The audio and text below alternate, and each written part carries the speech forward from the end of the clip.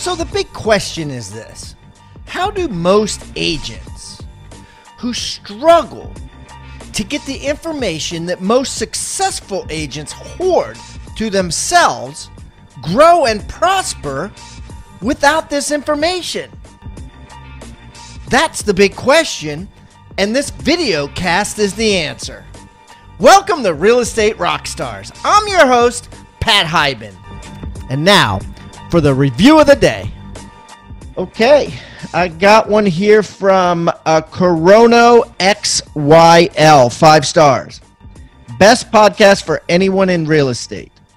With new guests on each show, this is the podcast for real estate professionals. Need some quick tips on beginning with new clients? You'll find hundreds here. How about advice on investing in real estate? Yep. More than enough content to keep you busy for days. Anyways, you get the point. If you're looking to learn more about real estate from people who are actually in the game making serious money, this is the only podcast you need. 5 stars, Corolla XL. Thank you. Keep the comments coming, guys. I love them. And remember, I eat feedback for breakfast. So give me a 1-star review if you want, or a 5-star review if you want. I don't care. And the more reviews we get, the better guests we get. So please, subscribe first, and then leave us a review or wherever you're listening.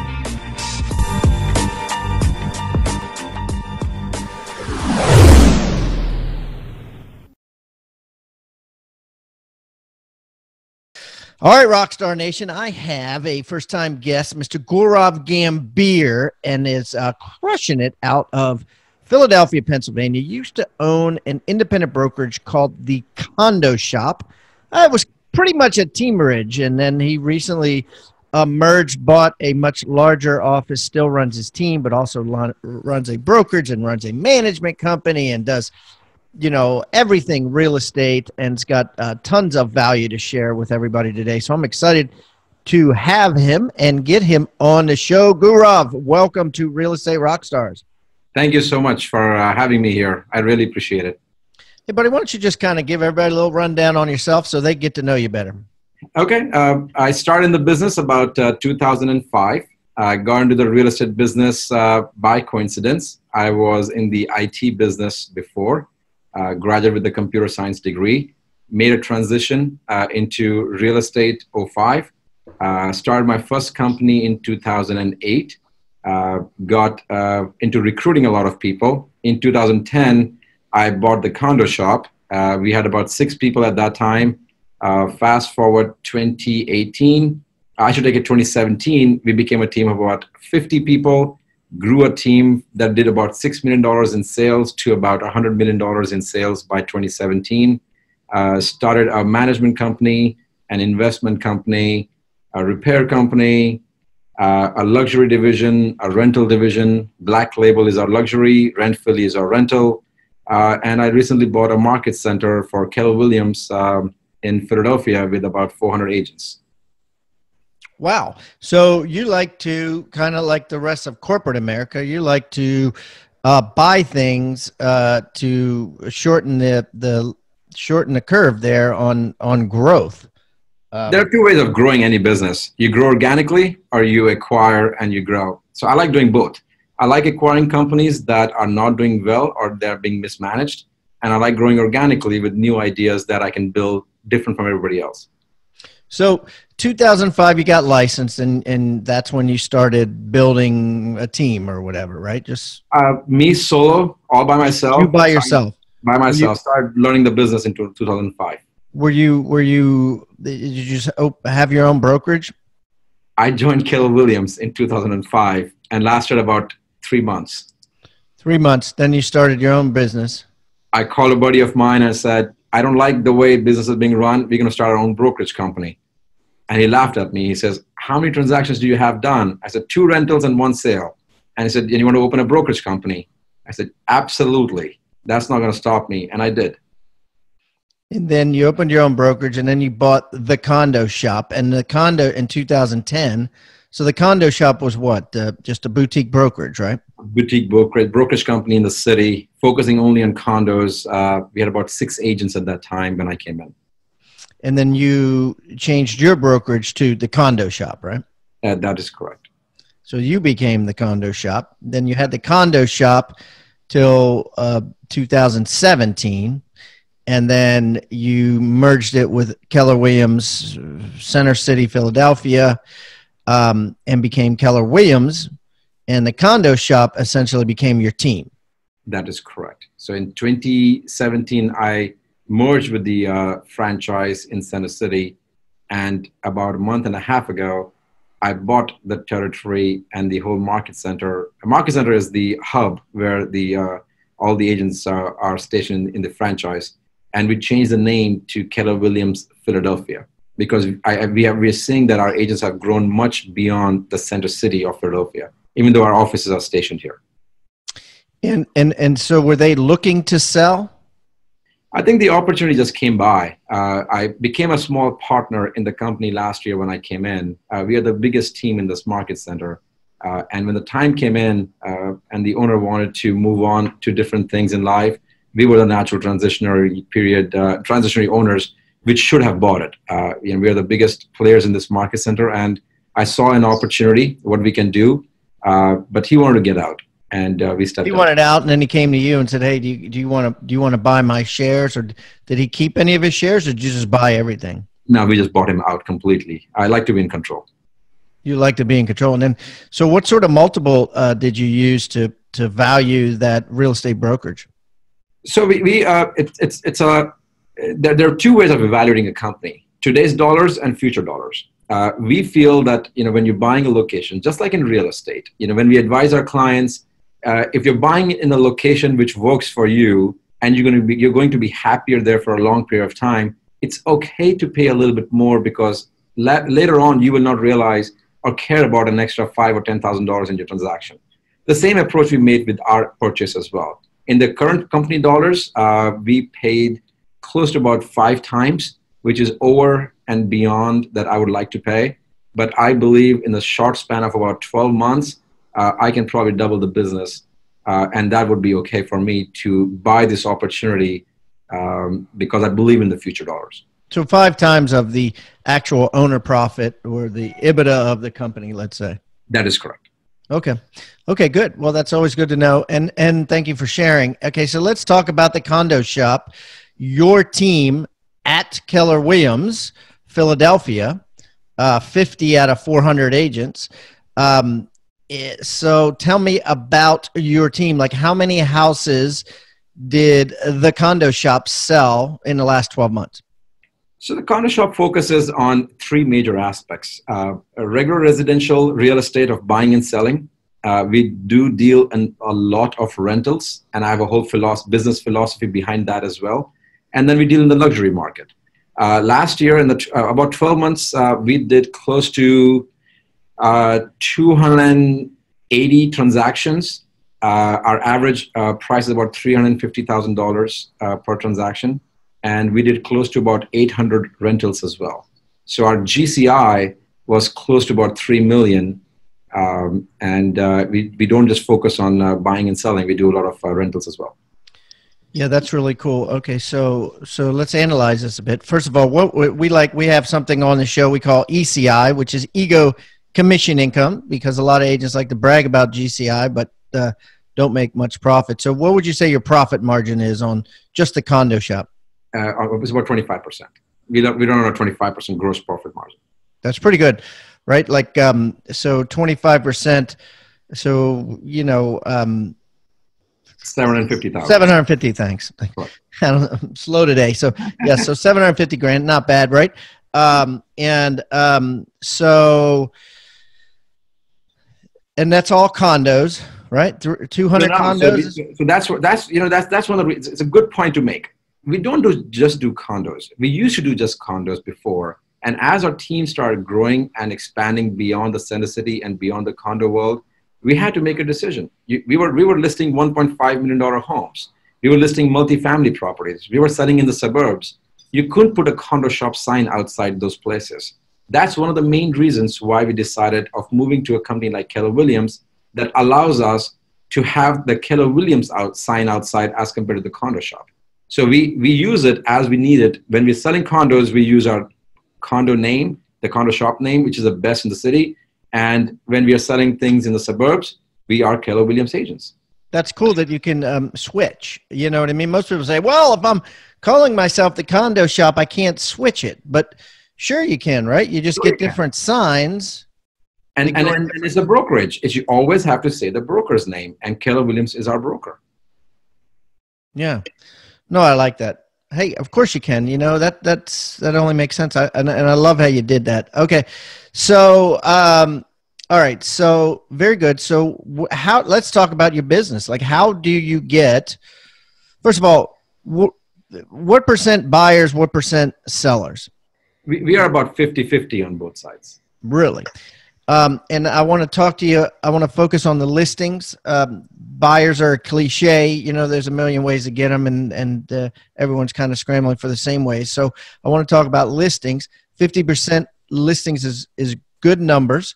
Where are you getting the listings and how? So I have a different approach to my team as compared to many other teams. Most of the other teams would try to be the rainmaker for themselves, use their name and branding to get majority of the buyers and sellers. I never believed in that egoistic approach of putting my name everywhere. That's why we developed the Condo Shop brand. So they don't have to say Guarav Gambhir team, which itself is hard to pronounce. Too hard, yeah. but I have a business partner, Ben Aller. That would have been fine. But we felt that agents need to build a brand for themselves. Harder to sell too, right?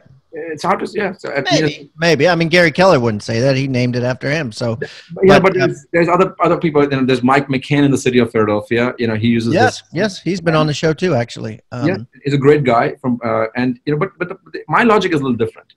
I think if you have a large team, every agent in the team needs to build a brand for themselves. I think there's 2 or 3 fundamental reasons why many teams would use their name for themselves. One is to keep their good agents away from the eyes of anybody else. The second will be the egoistic approach, that the E that you use in your show.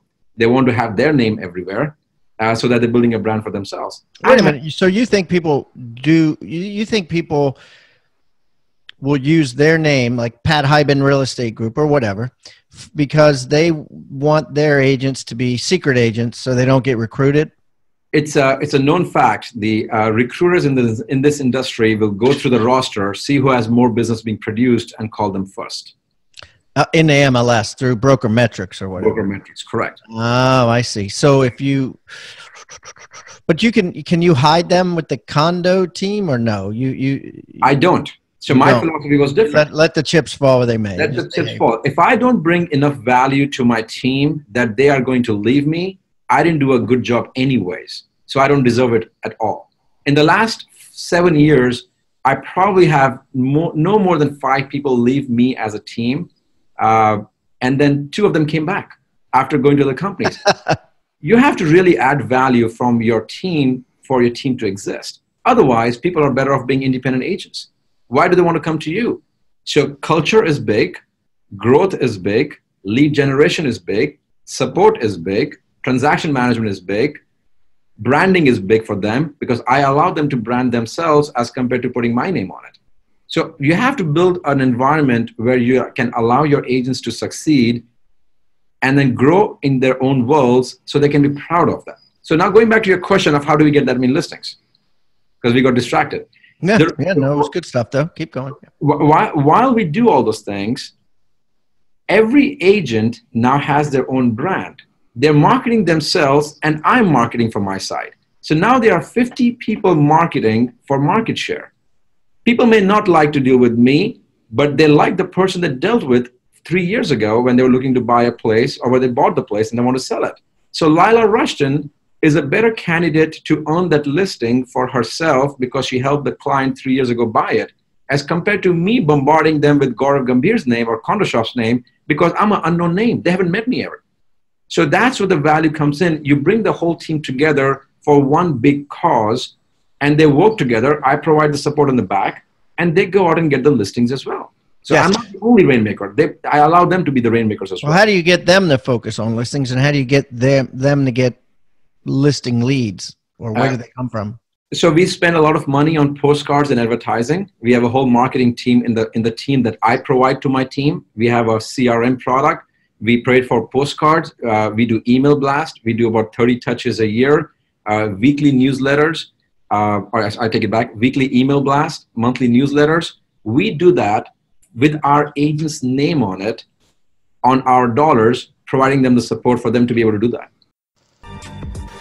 What's up, brokers, team leaders, office managers, and rainmakers of teams?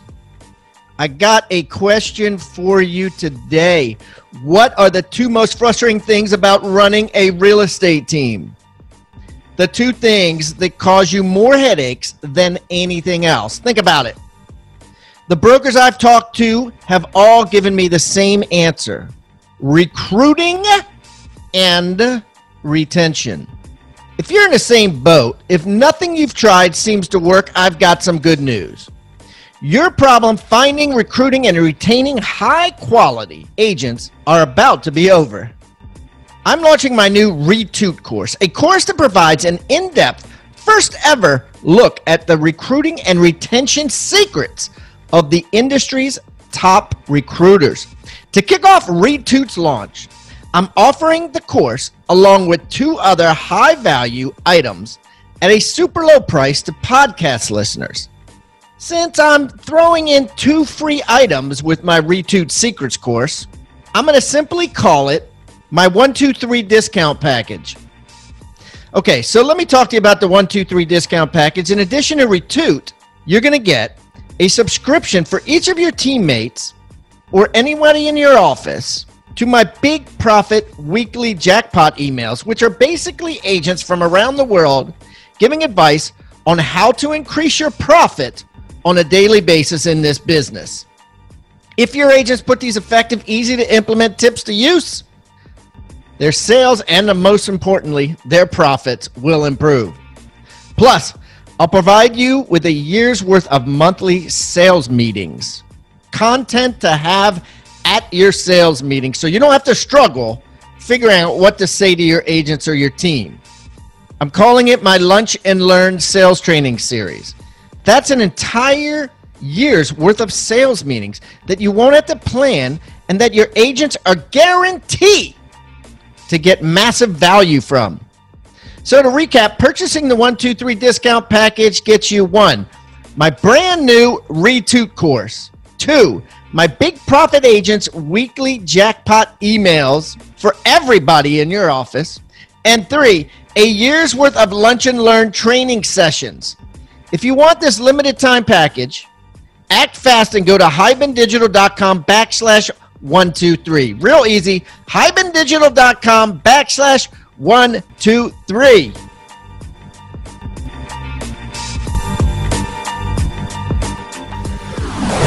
So they don't have to do any of it. They don't do any of it. You do it for them. That's my team value support that I bring into them. And you do it in their name. So let me dumb this down a little bit. You send out a postcard to this condo building. It has something on it, I assume, that would make them give you an email, right? We usually give a lot of comms and data from the neighborhood for them to see what's around. And then how do you collect their email from that? We have a phone number to call back or an email address to call back. We call them a squeeze page on online pages. Okay. So you send them a squeeze page for what? For how do you get them to go to the squeeze page? To get a free consultation about their value of their home. Okay. So everyone wants to know what their house is worth. Right. Instant evaluation or something. And who do you use, leads to listings or listings to leads to do the instant evaluations, or do you do all those by hand?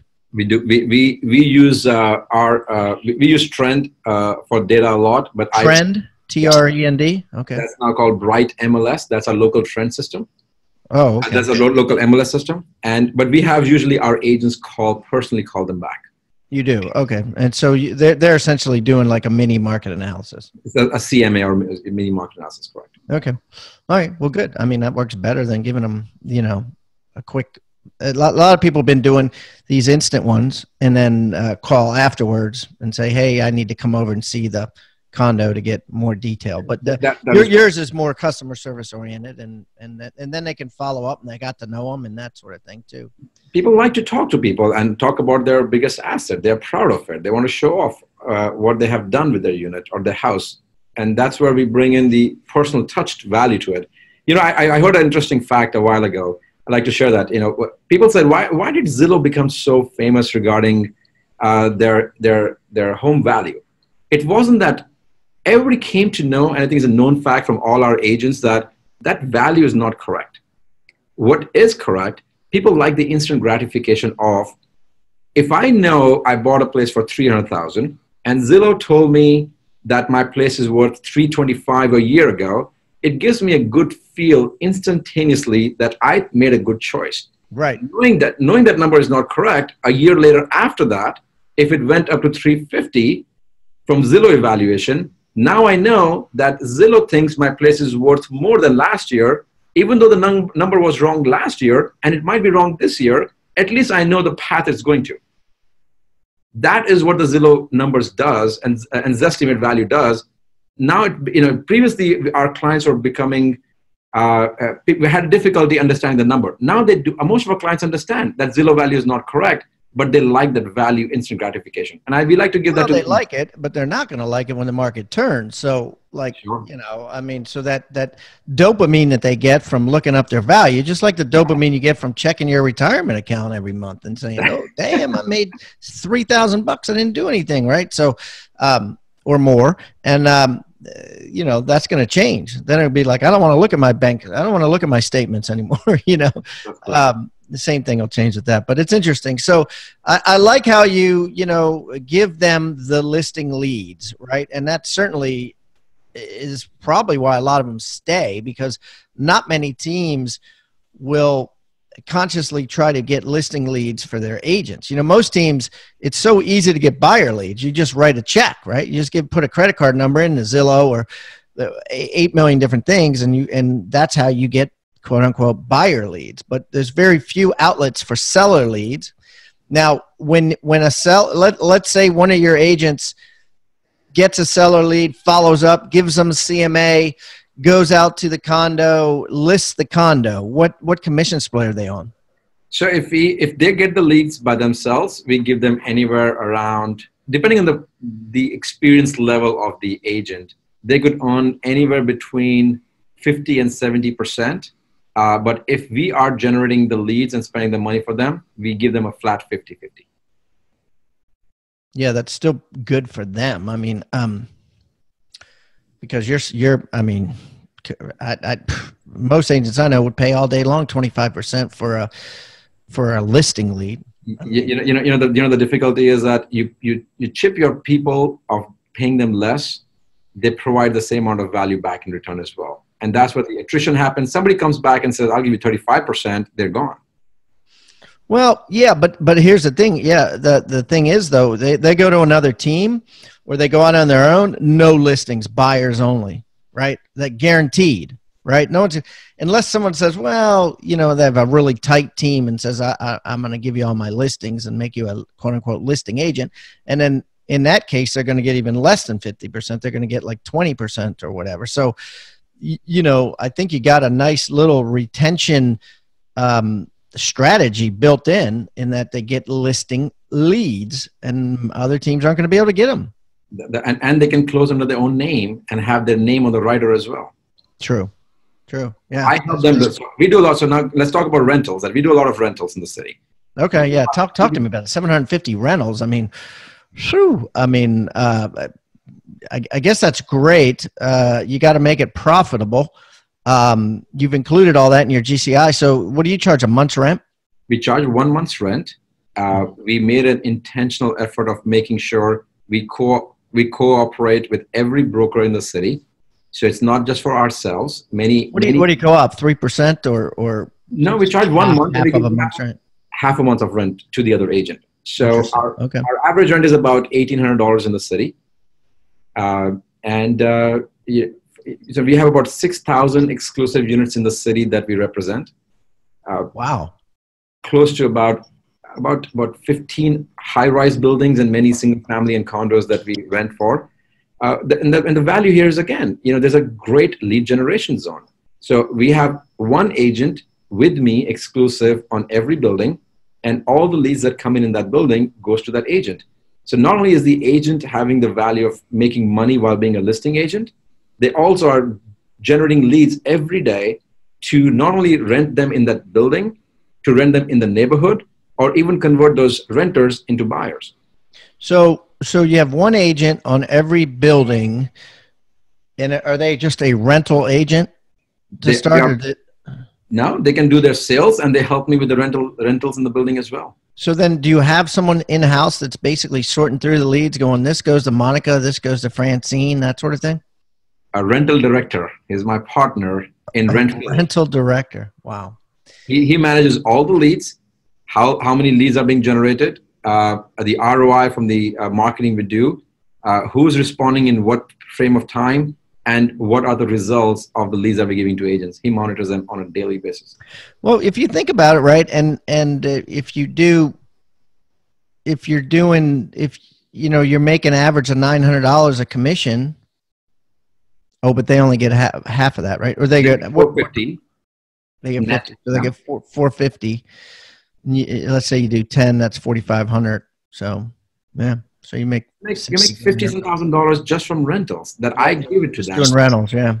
And then, so think about it this way, right? Most of the people in this industry have a generalized 30% attrition rate in our business. Majority of the people that leave our business leave because they can't afford to pay their dues. If I can allow my team to survive in the first month of making $2,000, and I allow them to make it month after month, if they only did, let's say, take it down to the bones, one rental a week, 40 hours of working around, and you can't rent one, you need to get out of the business anyways. Yeah, right. It's like a pledge period, right? I mean, if you can't make it doing rentals, you're definitely not going to make it doing sales. And you weed them out, like you said, if the stress is too much, then it weeds them out. That's right. And there's another thing too, is that there's an old adage, you want something done, you give it to a busy person. And I think that makes sense. You get them busy from the start, and their blood's flowing, and they're used to talking to people, and so they get a real buyer, they get a real listing, and it's easier because they're busy. You know what I mean? They just do better, and they're more confident because they're already busy with rentals. And they're making money. They're learning the industry as they are renting in the business as well. So you could walk around into every building and understand what the building has to offer, or you take a client with you and have an opportunity of making the money while you're doing market study as well. And we help them, we guide them as well. So now imagine this. Everybody runs around talking about millennials. How do we get millennials to buy? That's the biggest, thing that people talk about. Yeah, interesting, right? Instead of rent is what you're saying. And then, and who are these millennials? They're the millennials who were renting before. So now we capture them before they hit the market. We have a relationship with them. We're communicating with them for the last 3 years. We know when their lease is going to expire, and we talk to them when they're ready. That builds our buyer portfolio. Right. Yeah. I love it. So you have some funny stories. I know there's a story told about the fax machine story. Tell me about that one. So that comes to mind. It was a funny thing. I come from an IT background. So about a few years ago, there is an agent in the city, without taking names. She likes doing business through a fax machine. So when you make an appointment to schedule a showing, she wanted us to send her a fax request. I never used a fax for this business. I think I came a little late in this business. And I requested, I was like, I can go online, schedule via your website, schedule on MLS, send an email, but I don't have a fax machine. So I had a difficult time showing the property. A few months later, there was a high-end house that I wanted to show to a client. And I told them initially, I don't have a fax machine, but I really need to show this $1 million house, which they made an exception. They got me in, and the next day they asked me for a feedback. And They called you. They called me, and they said, "Can you please send us a feedback?" When I spoke on the phone, I said, "I request you should give them feedback." I said, "Sure, I will definitely give you a feedback if you can fax me a request." And she hung up on me. Oh my goodness. That's hilarious. But it's so true, right? I mean, hypocrisy. That's true. Runs That's rampant in Philadelphia. No, that's funny. That's hilarious. I want you to think about the word toolbox. What is a toolbox? A toolbox is a box full of tools that you use to build something great. At Real Estate Rockstars, we've created our own free toolbox. So everybody that comes on the show as a guest brings a tool with them, and we plow them all into this toolbox, and we give it away for our viewing audience to basically use as they wish. Everything we put in there is an actionable item that can be downloaded, can be printed, can be used immediately. And we got things like scripts and dialogues, checklists for teams, checklists to keep agents accountable, referral forms that are filled out at settlement to get referrals by your buyers and sellers. Everything you can think of that you could use on a regular basis about real estate is included in this toolbox. And it's helping agents worldwide sell more houses and make their jobs a lot easier and processes much more efficient. And the thing is, it's absolutely free. All you got to do is go to hibandigital.com/toolbox or text the word toolbox to 444-999. That's toolbox 444-999. Do it now. Wow. Okay. So, what about buyers? Where are you spending your money, or what are you doing to get buyers? So we rely a lot on keeping in contact with our rental of people that we have been in touch with. We have tons of client appreciation events that we host. Last year, we brought people to Phillies game from our best of the best clients as well. Wait a minute. So you invited all your past clients and referral sources to a Phillies game? That is correct. So we spend a lot of money doing that. So like your sphere of influence. So this is how you're getting repeat and referral business. Absolutely. And then we also have a management company. Our management company brings in a lot of clients that we know are looking to, we do a lot of investments as well, helping our clients. We help them find the investments and then we manage it. So property management. Property management, correct. And then from our locations that we have, I have 3 retail locations in the city of Philadelphia with my offices, and that brings in a lot of walk-in traffic. Really? Mm-hmm. A lot of people say walk-in traffic is dead, so you beg to differ, huh? I really do. People walk outside, they come inside, we have flyers on the windows. We always see constantly them standing and trying to gather some information about the market. And we don't stress them by having them come in and talk to us. We'll just give them our website, we'll give them our card, and say, if you have any other questions, give us a call. We have more information that we can help you without a pushy approach. Well, and that's interesting. And at those boutique office locations, like how much square footage do they take up about? Small. One is 500 square feet. One is about 900 square feet. And then the other one is also about 1,000 square feet or so. And it's just one person, and they have all the information about rentals that you manage and rentals that are for rent, obviously, and sales or whatever the person needs. We have floor time. So there's usually more than one. Yeah. We have more than one person in any office at any given time, but we have one dedicated person who has the right of talking to the walk-in traffic because they have floor time. And these are in like downtown Philly where, you got a lot of people walking around looking at the, Liberty Bell and stuff like that. So I pay a lot of rent for premium locations. Yeah. Because there's a lot of walking going on down there. Even when it's cold, people are going to see all the historic stuff in Philadelphia. Sure. And we are, one of our locations is right in downtown on 15th and Locust. It's a prime location to be in the city. Wow. Let's switch up the technology a little bit, Guarav. What technology are you excited about? What apps are new on your phone? What is your team using? Give us some things that our listeners can download and get.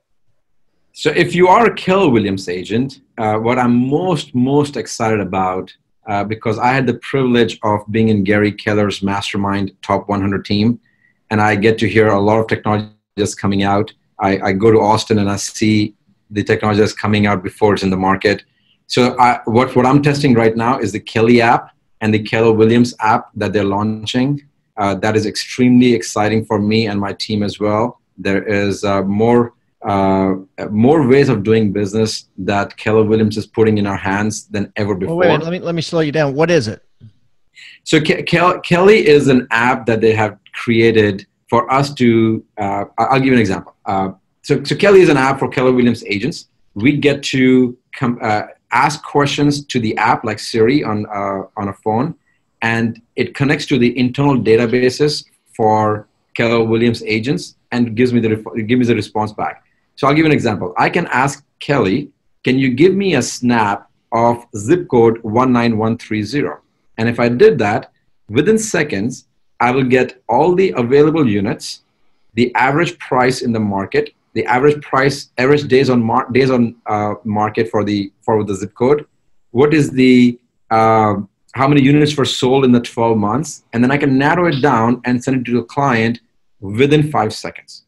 So that value, I never had the power in my hands. I had to call somebody in my office, have them send me a report, which I had to forward to people. This is real time. Kelly is going to be able to allow us to make an agreement of sale using artificial intelligence by talking into the phone, telling them the key features that we want, and helping it create the agreement of sale for us. So I can send to my office with the terms and have them tweak it and send it out. Yeah, I like that. Right? Everything's instant. You could be at a bar with someone and say, they'll be like, yeah, I'm curious what my house is worth, or we're going to be selling soon or whatever. And they're like, you know, Kelly, run me a market analysis for 123 Center Street, and text it. Give me your phone number, and you text it right to the guy. Man, your house is probably worth this. And it's not just his estimate. It's correct reasons why. That's the value. I'm not winging it at that time. I have facts behind me to show it, and that's the value that I create at that moment. So technology-wise, that's what we use. In the company-wide, we use Conversion and Follow-Up Boss as our CRM. Okay, let me stop you there. Conversion. What's Conversion? It's a CRM product that we use for drip campaigns. When we have clients calling us, we put them in the system, and then that's you can type in stuff. It's just a CRM. You can type in everything and anything about a client. Okay. About a client, and then we keep in touch with them on a drip campaign. You know, every week if they didn't contact us, we send them something. Then we have clients who have spoken to us in a different drip campaign, clients that have dealt business with us, whose leases are going to be expiring, people who have just bought the homes. So we have different campaigns that we plug in for them to be for us to be in front of them. So why do you use that and Follow-Up Boss? Isn't that like wearing two belts? So we have rentals. I think Conversion works better for us, and Follow-Up Boss works better for us for sales. And they also have a pricing structure difference, which I have a very large team, so it adds up really fast. But they both seem to be fine. But I need 50 licenses in each. It becomes a little expensive depending on what we're using for. Absolutely. Okay, good stuff. Tell me about, you've had, a lot of momentous jumps and changes in your business. What is something you failed at, and what did you learn from that? So one thing I'm realizing now that more than I have ever done before, that this business is based on people. It's not the systems and processes much, it's the people. People build businesses, and I need to find the right people. So what I have learned is take your time to hire people, and if they're not working out, let them go fast. It's not that you're doing injustice to them. You're doing injustice by keeping them there because they're probably miserable as well. So you put them in a spot where they shouldn't be, and you are allowing them to fail and not allowing them to succeed in a different position that they should be. So let them go, let them be successful where they are. That will allow you to fill the role with somebody that you feel will fit properly. And I think I've made some bad choices of hiring people and holding on to them for a long time. And they have caused me more damage than I would have wanted them to. So take your time to hire, fire fast, and hire slow, fire fast is what you're saying. That is correct. Yes. Wow.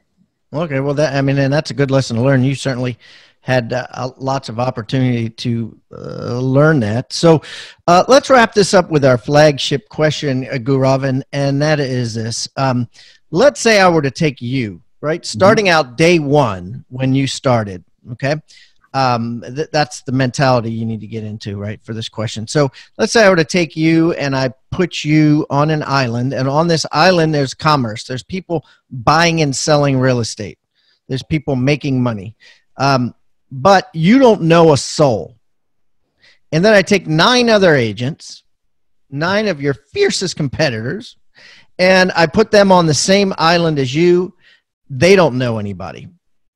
Now I'm going to give you each $2,000, a laptop, computer, and a cell phone. Whoever sells the most amount of houses in 6 months gets a $2 million prize. Guarav, how are you going to earn that $2 million prize? Thinking for a second, what works best for me? So I believe that our business is a contact sport. You need to be in touch with people, and that's where they feel comfortable. And I strongly believe companies like Zillow and other online companies will not be able to take the job of an agent away. The role of the agent will change, but the agent will stay. So with that mentality, what I'm going to use the money for and my laptop and cell phone is to create awareness in the community about me. If people like me, they start talking about me, business will automatically come. Knocking on a door and getting a listing is a cold call. Having somebody make a referral about me to someone is where my business should come in from. So what I would do is use social media because I have limited funds at that time. I'm new. I can reach a bigger audience in a shorter span of time. I would probably start going to local neighborhood restaurants, bars, coffee shops, cupcake places, and then do a video with the owner telling the value that they have to add in the neighborhood, and have him post on his website and then add people from our side as well, and use some of the monies for expanding the Facebook marketing or Instagram marketing, reaching the targeted audience to expand, because of limited funds. 2,000 is very limited, so I have to use it. Yeah, because I want it to be for new agents getting in the business, right? How do they jumpstart it? Create a value in a neighborhood. You have to have people talk. You like the whole idea of focusing, obviously, because you focus on condo buildings. Like when you first got started, did you focus on like one condo building? When I came in, that's all I did. I went to 4 condo buildings and I bombarded in those buildings every day, doing open houses every week in the same buildings. By the time I knew the owners coming in and out and saying hello to them. Yeah, that's great. And you just hung out in the lobby? 2 hours. You hang out. The front desk is a very key component of this business. They start liking you. They want to help you as well. If it's cold, bring them a cup of coffee. If it's hot, bring them an iced coffee. They become your salespeople. Yeah, you're like, my name's Guarav, and I specialize in this condo building, and I'm an agent. And I love your business. And they like talking to you, and and you spend the time talking to them. So that my goal is, if I go to an island like that, or if there's a new agent in the industry, create the value by adding information, not just about real estate. People hear about real estate all the time. They want to hear about where I am, the neighborhood, where can my kids go to school, who's having fun, where can we have a great dinner place. You're adding value in their lives, and then real estate becomes a byproduct because I'm thinking of you as an agent. No, I love that. That's good stuff. So, all right, cool. Well, I think you would win. I think you got the right attitude. All right, so let's talk about your free gift, Guarav. What is your free gift that you're bringing the Rockstar Nation today?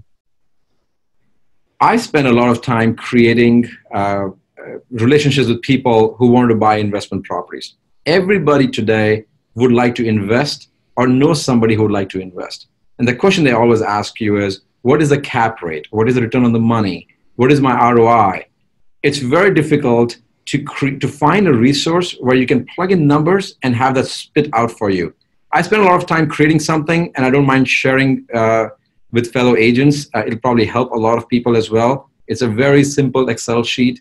You can plug in the numbers, have a 5-year look out for the 5-year plan to see how the property can grow, including deductions, tax benefits, the income coming in, growth, tax increases. It's a simple Excel sheet. I like to send that to agents who can use it and plug in some numbers and talk intelligently to their investor clients. That's it. That's awesome. That's a really good one. I'll have to check that one out myself. So rather than make you guys spell his name, I'm going to go ahead and put this on hibandigital.com/condo shop. That's hibandigital.com/condo shop. And I'm also going to put it in the Agent Success Toolbox, which can be found on hibandigital.com/toolbox, or texting the word toolbox to 444-999. Gaurav, this has been a blast. Thank you so much. And next time I'm coming out there to see some Ben Franklin stuff, I will definitely look you up, and we can get together and break some bread. I can't wait. And thank you so much for having me here. It was a pleasure. Thank you so much for tuning in to Real Estate Rockstars.